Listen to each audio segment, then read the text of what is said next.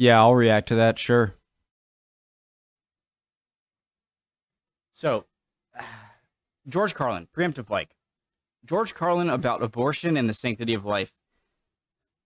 I know it's a comedy thing, but this abortion just I don't like it. I have no. It is I don't. I'm on the. I don't know.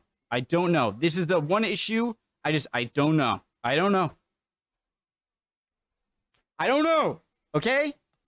But let's get back to this abortion shit. Now, is a fetus a human being? This seems to be the central question. See, that guy just shouted no, as if like he knows the answer. It's a lot more difficult than that. It's stand up. This subject is so, I feel so awkward talking about it. Okay, go. But let's get back to this abortion shit. Now, is a fetus a human being? This seems to be the central question. Well, if a fetus is a human being, how come the census doesn't count them? If a fetus is a human being, how come when there's a miscarriage, they don't have a funeral? If a fetus is a human being, how come people say we have 2 children and 1 on the way, instead of saying we have 3 children?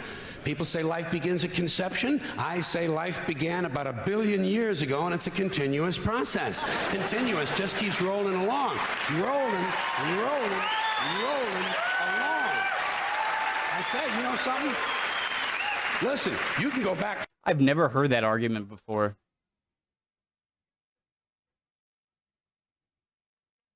He's smart. George Carlin's smart. Further than that, what about the carbon atoms? Huh? Human life could not exist without carbon. So is it just possible that maybe we shouldn't be burning all this coal? Just looking for a little consistency here in these anti-abortion arguments. See, the really hardcore people will tell you life begins at fertilization. Fertilization when the sperm fertilizes the egg, which is usually a few moments after the man says, gee, honey, I was going to pull out, but the phone rang and it startled me.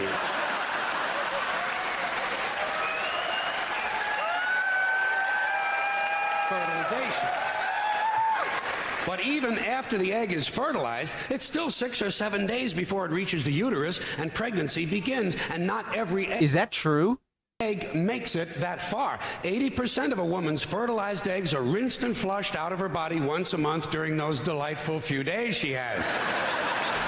They wind up on sanitary napkins, and yet they are fertilized eggs. So basically what these anti-abortion people are telling us is that any woman who's had more than 1 period is a serial killer. Consistency.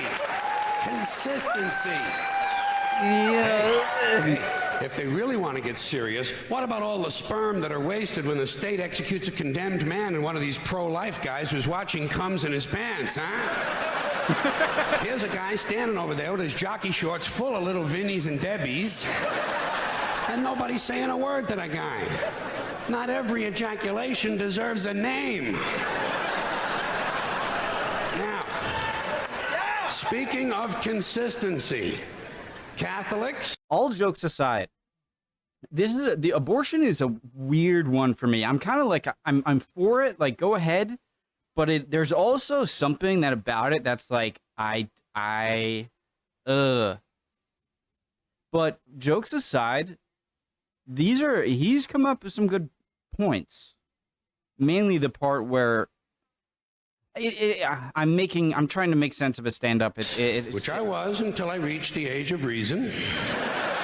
Catholics, which I was until I reached the age of reason.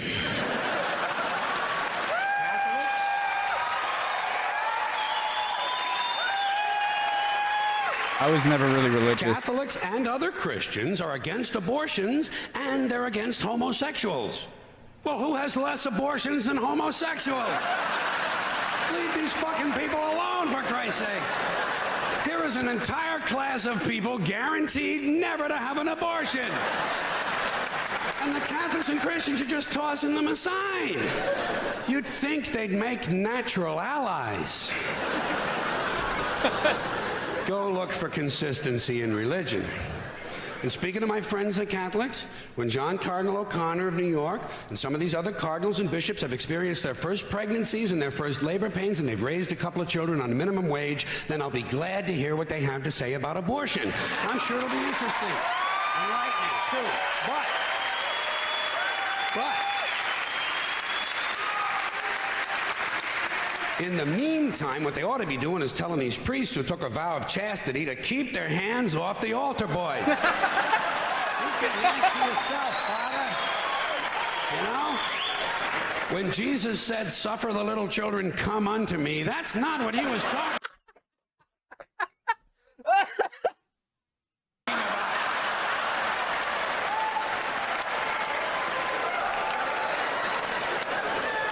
So you know what I tell these anti-abortion people? I say, hey, if you think a fetus is more important than a woman, try getting a fetus to wash the shit stains out of your underwear.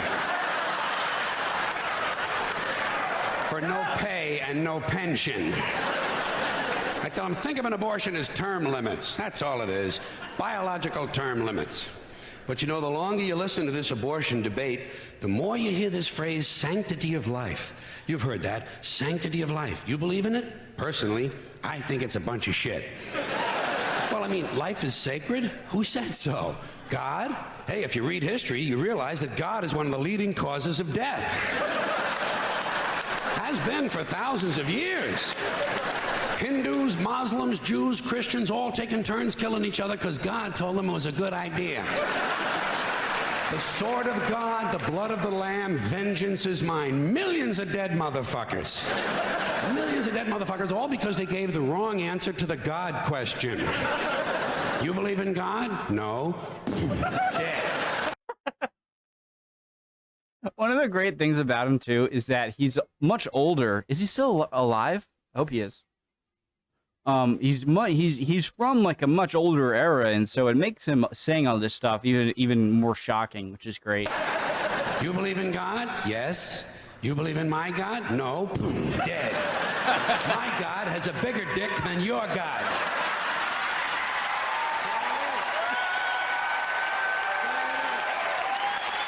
Thousands of years.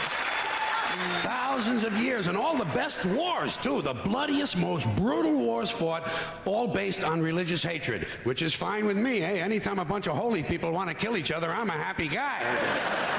But don't be giving me all this shit about the sanctity of life. I mean, even if there were such a thing, I don't think it's something you can blame on God. Now, you know where the sanctity of life came from? We made it up. You know why? Because we're alive. Self-interest. Living people have a strong interest in promoting the idea that somehow life is sacred. You don't see Abbott and Costello running around talking about this shit, do you?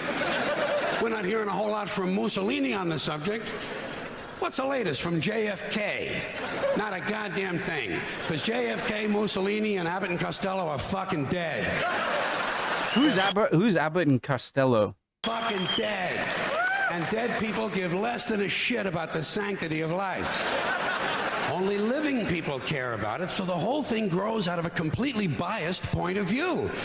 It's a self-serving, man-made bullshit story. It's one of these things we tell ourselves so we'll feel noble. Life is sacred. Makes you feel noble. Well, let me ask you this. If everything that ever lived is dead, and everything alive is gonna die, where does the sacred part come in? I'm having trouble with that. Because, I mean, even with this stuff we preach about the sanctity of life, we don't practice it. We don't practice it. Look at what we kill. Mosquitoes and flies, because they're pests. Lions and tigers, because it's fun. Chickens and pigs, because we're hungry. Pheasants and quails, because it's fun. And we're hungry. And people, we kill people. Because they're pests. And it's fun.